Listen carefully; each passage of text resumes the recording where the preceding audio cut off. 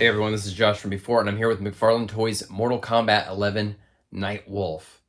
Mortal Kombat 11 line is still going pretty strong. I know it's awfully spawn heavy, but the new characters keep coming. Let's take a quick look at them in the box here. I got this on Big Bad Toy Store. They're shipping right now, but if you're looking for him near you, maybe that helps. All right, let's bring him in here for a closer look. There's a lot going on in this sculpt. It looks very cool, and some parts feel like they have a lot of paint, and others feel like they're sorely missing. Let's come in on the face here, first of all. Nightwolf, I'm pretty sure Nightwolf's been around since like at least Mortal Kombat 3.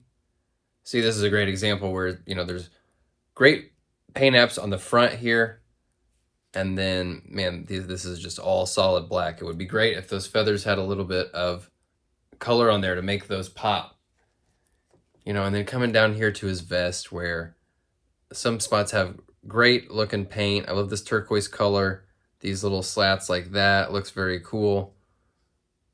But then, you know, just right below it, all these little straps and stuff that you can tell would just look out of sight if they had a bit more paint. And while, like, you know, I'd say above the waist looks pretty solid, when you come down below the waist, there's just not much going on here. As far as color separation, you've got all this turquoise is laid on to what appears to be different sort of textures of material. And so it just kind of feels like it's kind of slopped on there, you know what I mean?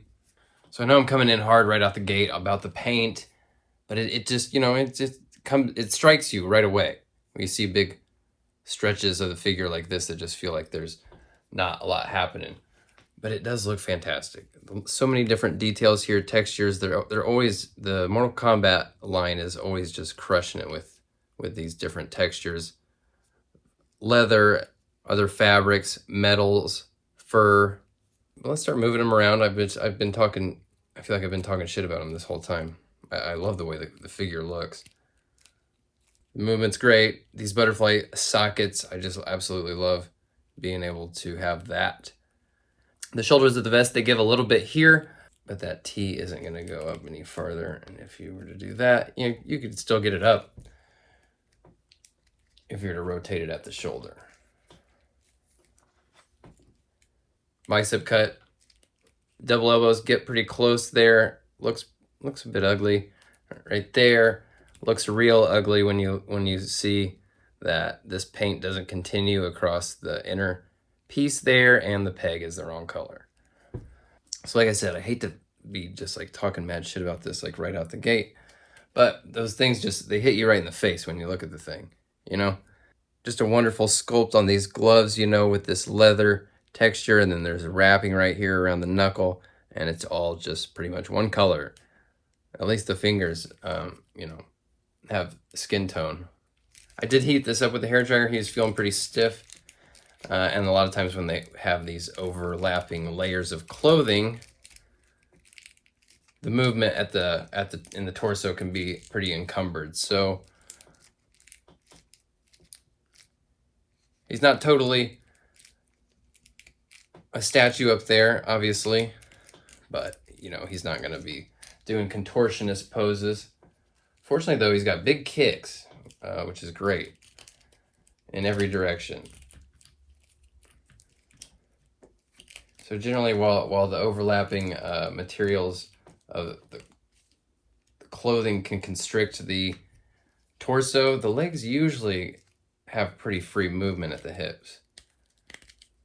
I think you could get them in a crouch, which is a big plus. You know, you want to, for that crouch, you know, you can see this ankle maybe starts to run into this. If you push up a little bit, do you see that extra movement? So, you know, it seems like it's running into this cuff over his ankle there, but if you just push up a little bit, don't stress out the joint too much, push it with some leverage, you get a little bit more movement in there. Pretty solid movement. It's a great looking figure. It's just that the paint is missing in so many places that I can't help but just be sort of smacked in the face by it. You know what I mean? But the detail really is outstanding all the way down to the bottom of the feet on these. You can see these moccasins that have this wrapping around them. Great detail, great detail. a custom painter's dream, really, because this guy's going to look incredible once you put like 3 or 4 or 5 layers of paint apps on him, you know? So let's look at his accessories. He has quite a few of them. He's got 2 of these tomahawks. They're all the accessories are this green translucent. I think they're sort of like astral projected or magically manifested. I'm not sure. But they have pretty cool detail on them. I wish the color of green was a little bit darker. But they look great once you put them in the figure's hand. And then this is interesting. So he's got these little things, these little plastic skin tags hanging off of here. And I believe they're meant to secure those tomahawks like so. Which is pretty ingenious. I'm into that. I feel like they're not going to be very strong. They're going to give out. Like these are maybe misshapen. I feel like some people might see those on there and be like, what the hell is this? But you can get them both on there. That's a rad idea. We'll see how delicate they end up being. Maybe they're sticking on there. It's hard to get them just flushed up against his body perfectly. And then he's got a similar thing on the back there, and that is for this bow,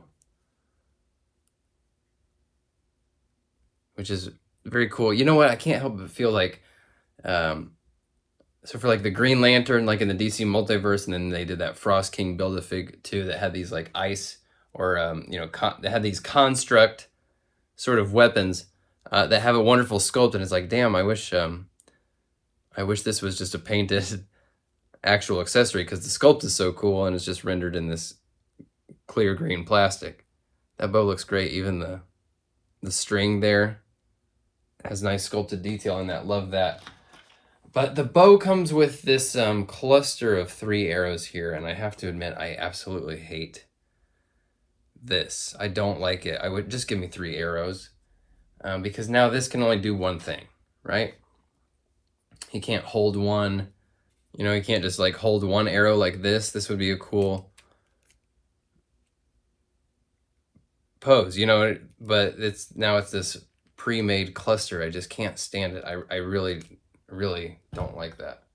It makes me want to see if I can get an X-Acto knife and maybe just cut this down into one, or a couple. It won't be perfect, but it'd be better than this. I can't do anything with this. But anyway, it looks like the bow is meant to...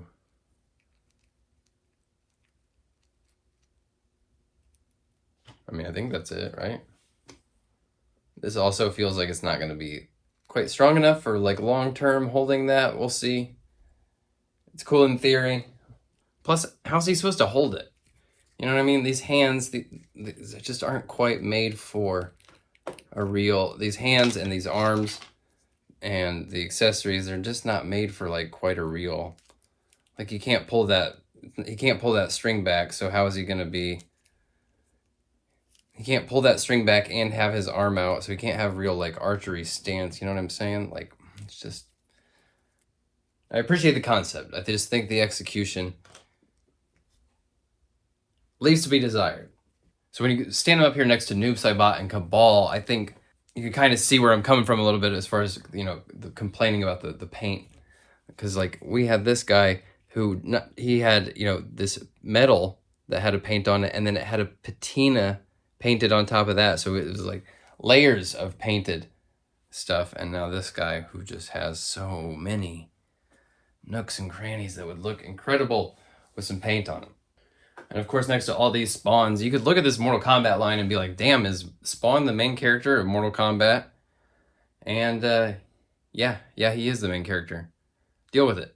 So that's Nightwolf. Great to see what I would consider a classic Mortal Kombat character. Like I said, as far back as Mortal Kombat 3. Nice to see him in this line. I hate to be so hard on the paint, but it really just, it takes away from what a fantastic sculpt they've got going on here. It's a dynamite looking figure. It's just going to need a little bit of extra work to get him 100% there, right? I would imagine you know whether or not you need this guy if you are continuing to support the Mortal Kombat line. It's got a lot to offer, and I do hope they hang on to it for a while and keep giving us new characters like this. Spawn's fine if that's what Todd wants to do, but yeah, keep hooking it up with more characters like this, and I'll keep picking them up. All right, folks, thanks for watching. I'll see you next time. Bye.